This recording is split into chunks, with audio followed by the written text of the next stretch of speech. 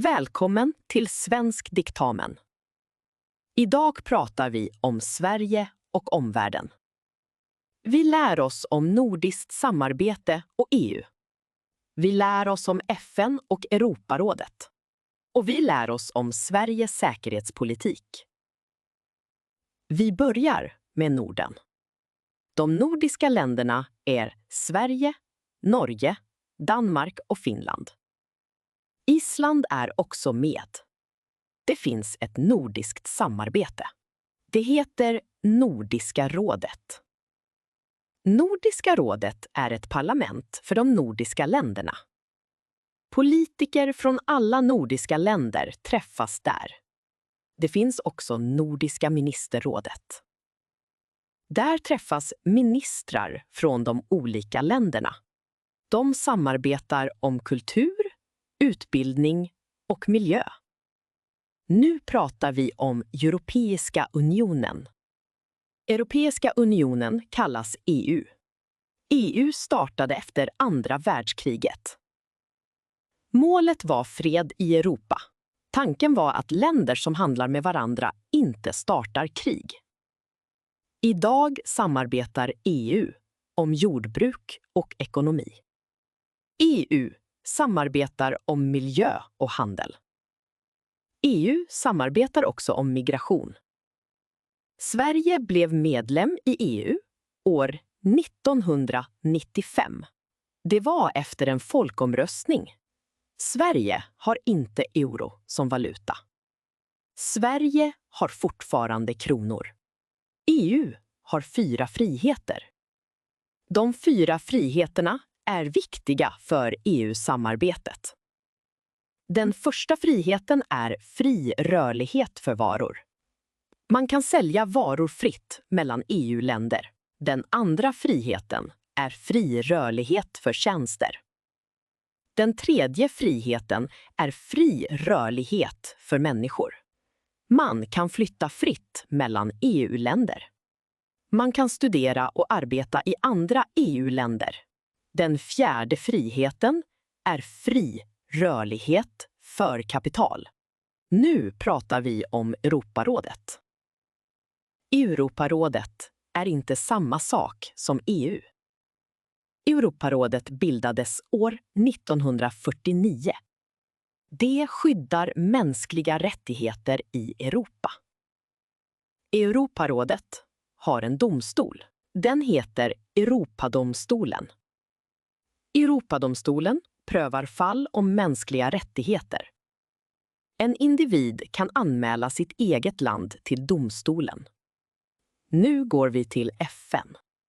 FN står för Förenta nationerna. FN grundades år 1946. Målet var att förhindra nya krig. FN arbetar för fred och säkerhet i världen. FN arbetar för mänskliga rättigheter. FN har nästan 200 medlemsländer. FN har ett säkerhetsråd med 5 permanenta medlemmar. Säkerhetsrådet kan besluta om fredsbevarande insatser. Nu pratar vi om svenskt bistånd. Sverige har en myndighet som arbetar med bistånd. Den heter SIDA. SIDA står för Styrelsen för internationellt utvecklingssamarbete. SIDA ger pengar till projekt i fattiga länder. Målet är att minska fattigdom i världen. Sverige har länge gett 1% av sin inkomst till bistånd. Nu pratar vi om Sveriges säkerhet. Sverige har haft fred väldigt länge. Sveriges senaste krig var i början av 1800-talet. Det var krig mot Ryssland. Sverige förlorade Finland i det kriget. Finland hade varit en del av Sverige i 600 år. Kriget varade från 1808 till 1809. Efter det har Sverige inte varit i krig. Sverige och Norge var i en union. Norge tvingades in i unionen efter Napoleonkrigen. Men år 1905 blev Norge självständigt. Det skedde fredligt. Nu pratar vi om kalla kriget. Efter andra världskriget blev det ett kallt krig. Det var en lång konflikt mellan två sidor. Väst leddes av USA och hade NATO. Öst leddes av Sovjet och hade Warszawapakten. Sverige valde att vara neutralt. Sverige stod utanför blocken. År 1991 föll Sovjet. Kalla kriget var slut. Nu pratar vi om nutid. Ryssland har blivit mer aggressivt under senare år. Ryssland angrep Ukraina år 2022. Det förändrade Sveriges säkerhetspolitik. Sverige och Finland ansökte tillsammans om NATO-medlemskap. Sverige blev medlem i NATO år 2024. Det var ett historiskt beslut. Sverige hade varit neutralt i över 200 år. Nu pratar vi om totalförsvaret. Sverige har ett totalförsvar. Totalförsvaret är både militärt och civilt. Alla i Sverige mellan 16 och 70 år har totalförsvarsplikt. Det betyder att alla ska bidra om det blir krig. Totalförsvarsplikt gäller alla som bor i Sverige. Även personer som inte är svenska medborgare. Det militära försvaret har 3 delar. Den första är armén på marken. Den andra är marinen vid kusten och till havs. Den tredje är flygvapnet i luften. Alla svenska medborgare kan kallas till värnplikt. Värnplikten gäller både män och kvinnor från 18 års ålder. Värnplikten återinfördes efter en paus. Nu måste alla unga genomföra en mönstring. Man testar din fysiska och psykiska hälsa. Om du klarar testerna kan du bli soldat.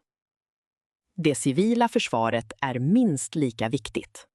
Det ska skydda samhället och befolkningen. Skolan ska fungera även under kris och krig. Arbetsplatser ska kunna fortsätta sitt arbete. Sjukvården ska kunna ta emot skadade.